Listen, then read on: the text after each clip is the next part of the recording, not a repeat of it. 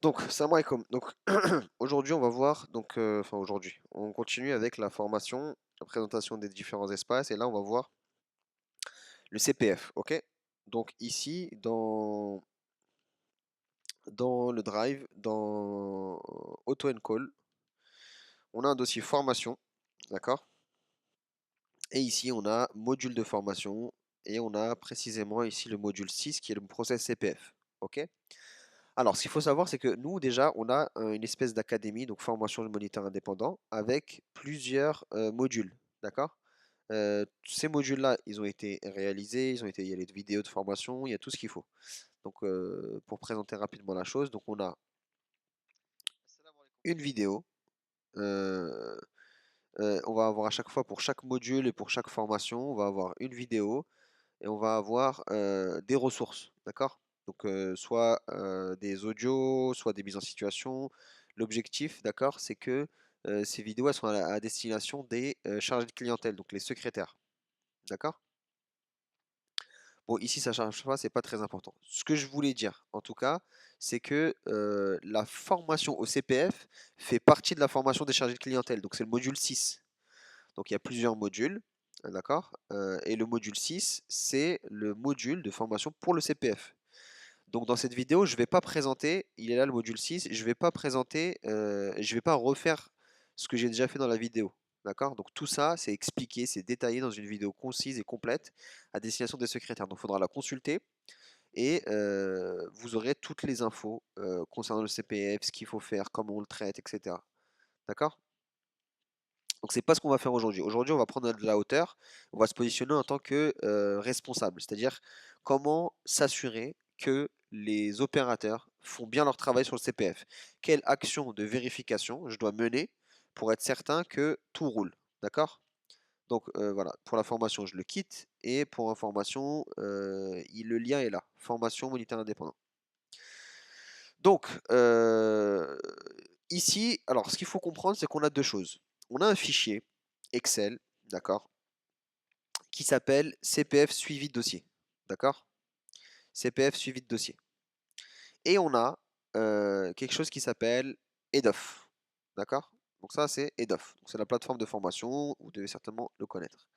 Donc ici, sur EDOF, j'ai des catégories, d'accord? En attente, accepté, entrée déclarée. Tout ça, normalement, c'est des notions que vous êtes censé maîtriser après avoir vu la formation. Donc ici, je vais avoir un reporting des 4 grands statuts qui m'intéressent. L'objectif de ce fichier, c'est quoi? C'est d'avoir un suivi de chaque dossier.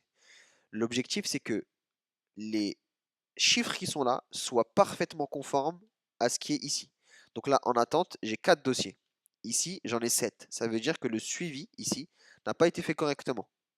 Ça veut dire qu'il y a des dossiers qui sont passés en entrée déclarée et qui n'ont pas été mis à jour sur ce fichier. Donc, ce fichier, donc il est partagé, il doit être mis à jour à chaque action réalisée sur Redof. Donc lorsque je fais une action sur Redof, exemple là je clique sur un dossier et par exemple je vais ici faire... alors est-ce que je peux faire une action ici? Non, je ne peux pas faire d'action ici parce que c'est pas encore le moment. Mais si je fais par exemple entrée déclarée, sortie déclarée, je fais une action sur Redof, automatiquement je le mets ici. D'accord? Et peu importe quel est l'opérateur, nous, on doit s'assurer via ce fichier que c'est bien à jour. Surtout que, actuellement, les opérateurs dans le process CPF, et donc ils font tout ça là, tout ce qui est dans cette vidéo là. D'accord? Mais euh, ils sont, c'est le dossier est au statut accepté. Ça veut dire quoi? Ça veut dire que il y a d'autres statuts qui vont suivre après par la suite, et ça, c'est au responsable de les déclarer. Surtout le service déclaré fait et le facturé. D'accord? Surtout ça, la fin de cycle, la facturation, c'est à faire par un responsable. Donc, facturer, comment ça se passe? Donc ici, j'ai mes dossiers. D'accord?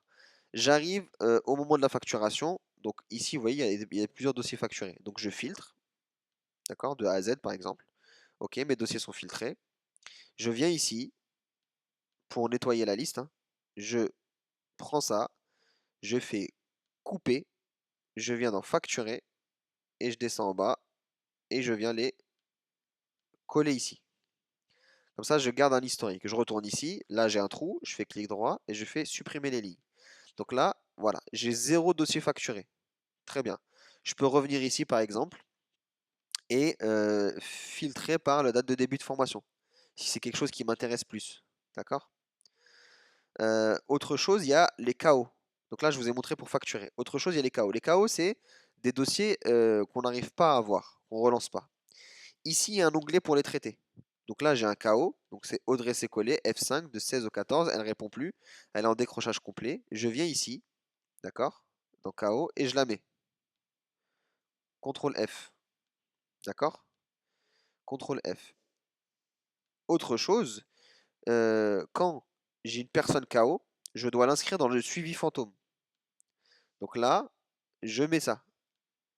Audrey Sécollet, son forfait, les notes d'heure et le restant. Ensuite, là, j'ai 3 actions à mener. D'accord? J'ai 3 actions avant de facturer. Avant de facturer ou de déclarer ou avant de déclarer l'abandon de formation.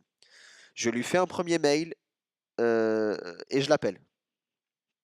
Ensuite, une semaine plus tard, d'ailleurs ça je peux l'écrire en haut, voilà, ici, plus 7 jours, voilà, hop, plus 7 jours, et là, plus, allez, une vingtaine de jours.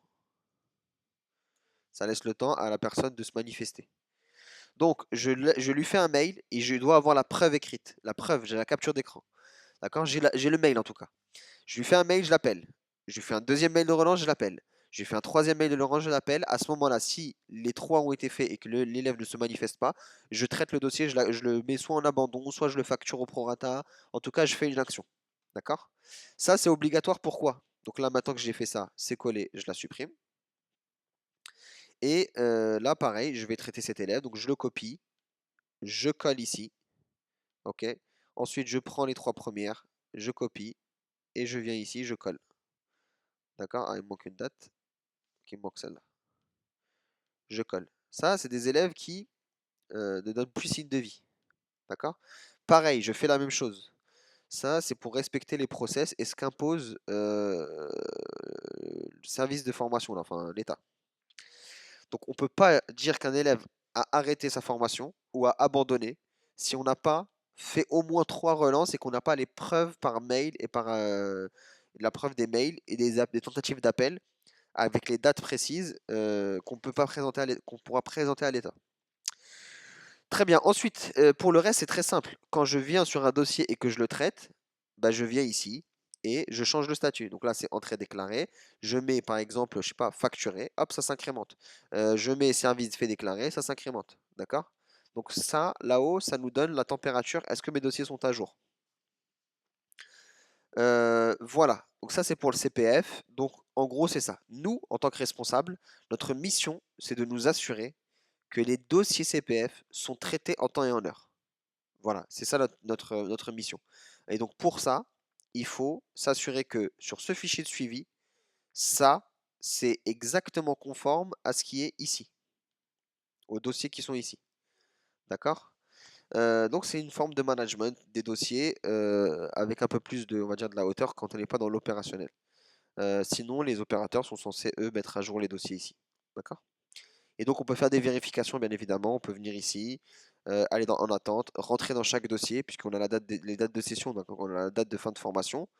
Donc, par exemple, si on est dans, je sais pas, je prends par ici, accepter. On est dans accepter, et ici, je sais que la date de session, donc la date de début de formation, c'est censé être le 13-01. Le 13 janvier, bah, 13 janvier, c'est passé. Donc là, normalement, il y a un contrôle à effectuer. Pourquoi le 13 janvier est passé et cette personne n'a pas été déclarée en entrée de formation? Donc ça, c'est à faire le point. Faire le point, pourquoi, est-ce qu'elle a été déclarée ou pas, qu'en est-il sur le site internet, etc., etc. Donc là, février, ça va, ça passe. Mais voilà, donc là, faire le point. Pareil pour les entrées déclarées. Est-ce que, normalement, là, je regarde la date de fin et je me dis, ok, pourquoi il n'a pas été déclaré en sortie de formation? 14-11. D'accord? Ça, c'est pas normal. Donc ça, c'est pareil, il faut enquêter. Et il faut voir pourquoi. Donc ça, c'est la mission, on va dire, du responsable CPF. Voilà, je pense qu'on a tout vu. Ouais, on a a tout vu, c'est OK.